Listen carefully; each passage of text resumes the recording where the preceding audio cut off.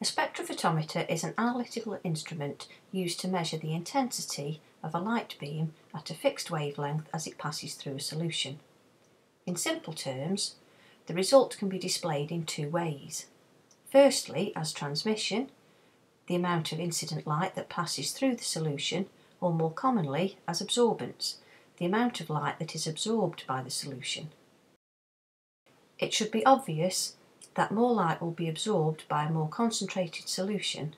Therefore, this is a simple and yet powerful technique to determine the concentration of a solution from its absorbance. This video is designed to show you how to set up and use a spectrophotometer. More information on the background theory to the method is given in your lab schedule. Start by removing the cover and turning on the machine using the switch on the right-hand side. It will take a few minutes for the machine to calibrate itself. While this is happening, you should prepare your samples. Here we have two different samples of copper sulfate. This one is prepared to a concentration of 50 millimolar and this one to a concentration of 25 millimolar. You can see that the less concentrated solution appears paler. We will use a spectrophotometer to measure their respective absorbance. To measure the absorbance, around 3 millilitres of the solution is transferred to either a plastic, glass or quartz cuvette. The cuvette is 1 centimetre wide by 1 centimetre deep, thus giving the light a distance of 1 centimetre to travel through the solution. Check your lab schedule for more information on path length. Notice that two sides of the cuvette are not transparent. This is important when positioning the cuvette in the spectrophotometer. If the frosted side was in the line of the light beam, this would affect the result. You can now set up the spectrophotometer. You can see that the display is set to show percentage transmission. It is more common to measure light absorbance, and you will not work with transmission during this course.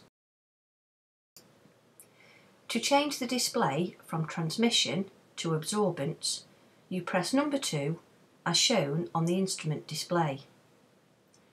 This then changes the measurement to absorbance. You now need to select the correct wavelength of light. You should recall that things appear different colours as they absorb different wavelengths of light in the visible spectrum. When working with solutions, you can start by testing a range of different wavelengths in order to determine the most suitable wavelength for that particular solution. Here we are working with copper sulfate, which has an optimum wavelength of 810 nanometers. So to set the wavelength, press Go to WL and enter the value 810 and press Enter. It may take a few seconds for the machine to recalibrate.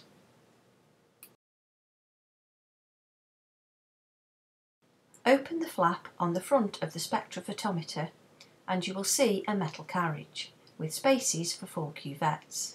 The position of the carriage can be adjusted using the lever on the front of the machine. Before taking a measurement of a sample solution, you should always take a blank measurement using a solution of 0 concentration. The copper sulfate solutions were prepared in deionized water, so this cuvette containing only deionized water is the most suitable blank to use. The cuvette containing the deionized water should be placed into the first slot in the carriage, and you should ensure that the clear side faces the slit in the side where the light beam will emerge.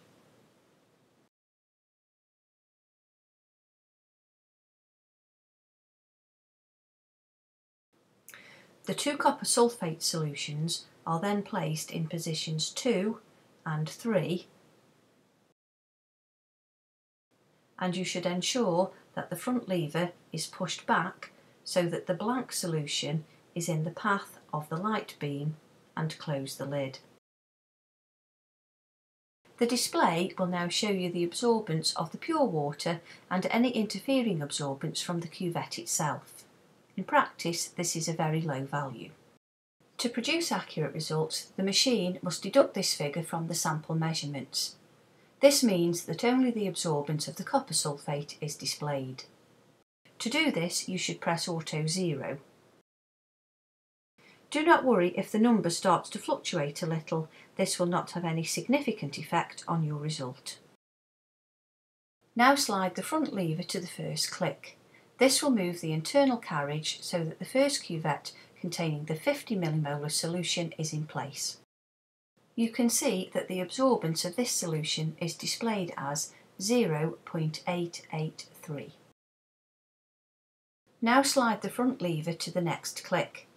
This will move the internal carriage so that the cuvette containing the 25 millimolar solution is in place.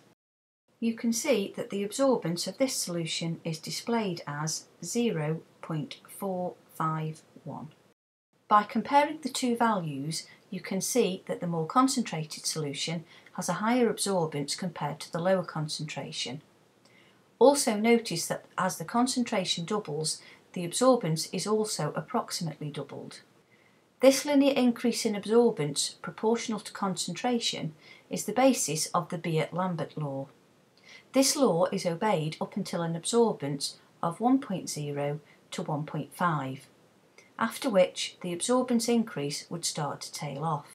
Therefore, if you were to have a range of absorbance values for different known concentrations, you could plot a graph of absorbance against concentration and use this to determine the concentration of an unknown solution by measuring its absorbance.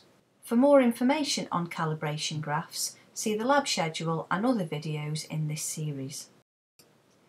Once your experiment is complete, you should carefully open the lid and remove all cuvettes. You should take care not to spill any solutions in the machine. You should then push the lever back fully and close the lid.